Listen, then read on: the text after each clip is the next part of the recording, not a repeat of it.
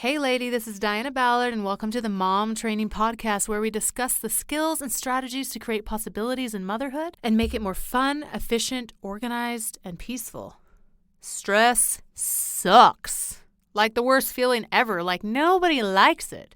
And if we're not careful, it can seem to creep into our lives and mess with our groove. Nobody's got time for that, I'll tell you that much. Today we're going to talk about stress. What is it, why it affects us so much, and 3 ways to deal with it in a healthy manner. Stress is literally a physical response as if you were under attack. This could be from a situation that's very demanding, procrastination, not being prepared for something, and feeling overloaded.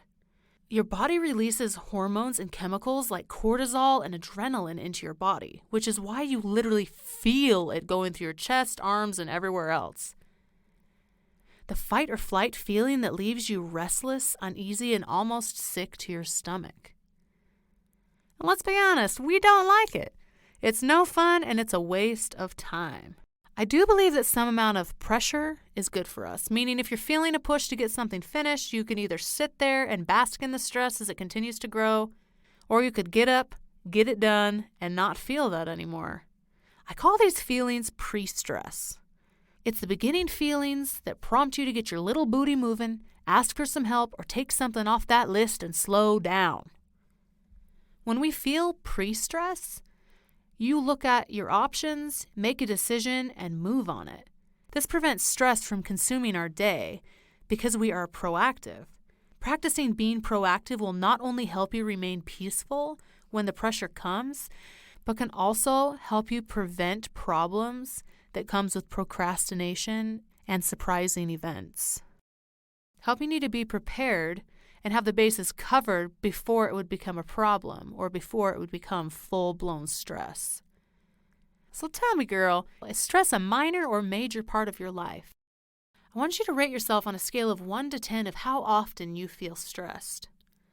1 being a Zen yoga lover that is one with herself and the world, and 10 being a giant, hairy stress ball.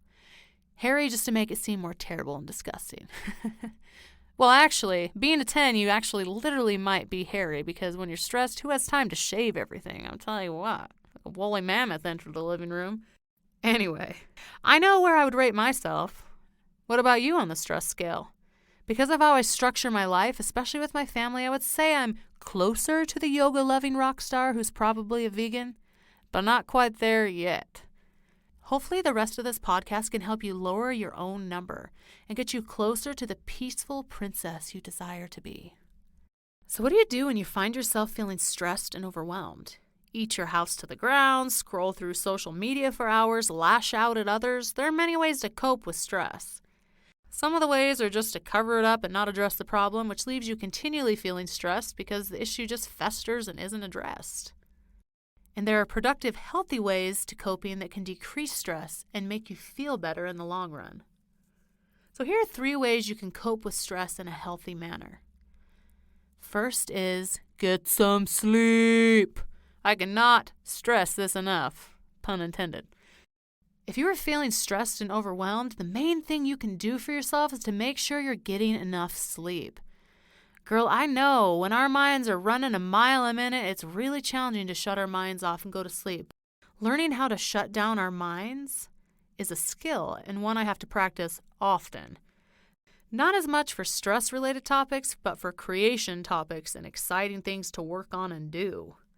It'll keep me up for hours as I lay there. So sometimes I actually have to follow a really strict bedtime routine where I don't stimulate my brain at all.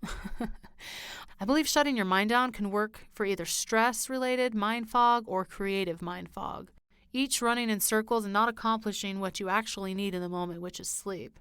I used to think sleep was the dumbest thing ever invented. I'm not even kidding. Who had time for sleep when there was so much to be done and so much fun to be had? I ran myself ragged many, many times until it led me to a nervous breakdown in 2012. Well, that wasn't very fun. And there comes a point when our bodies and minds just literally can't take it anymore. The body is made up of chemicals, reactions, and processes. If those chemicals, reactions, and processes are not getting what they need, which is to be able to balance themselves out when we sleep and to heal itself, It's like a domino effect.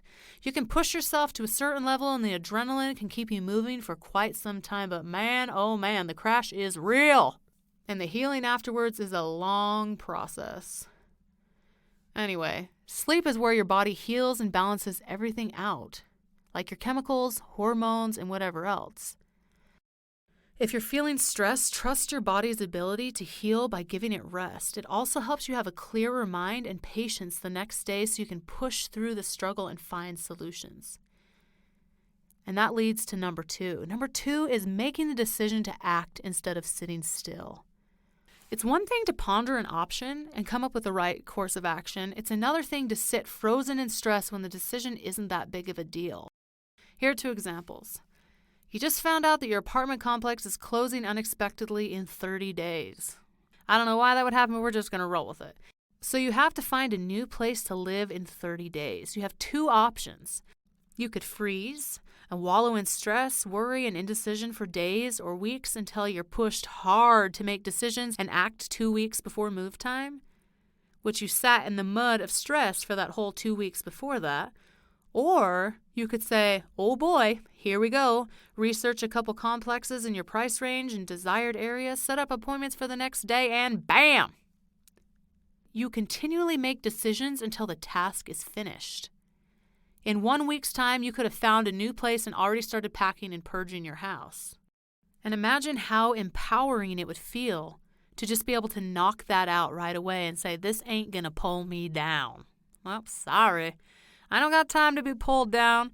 I didn't have time for this move either, but shoot, I ain't gonna waste time on feeling stressed about this. We're just gonna take care of it now. Okay, second example, which is more in our daily work as a mom. Have you ever sat down in your house and been like, freak, man, this place is a mess. Everywhere you turn has something that needs to be given attention.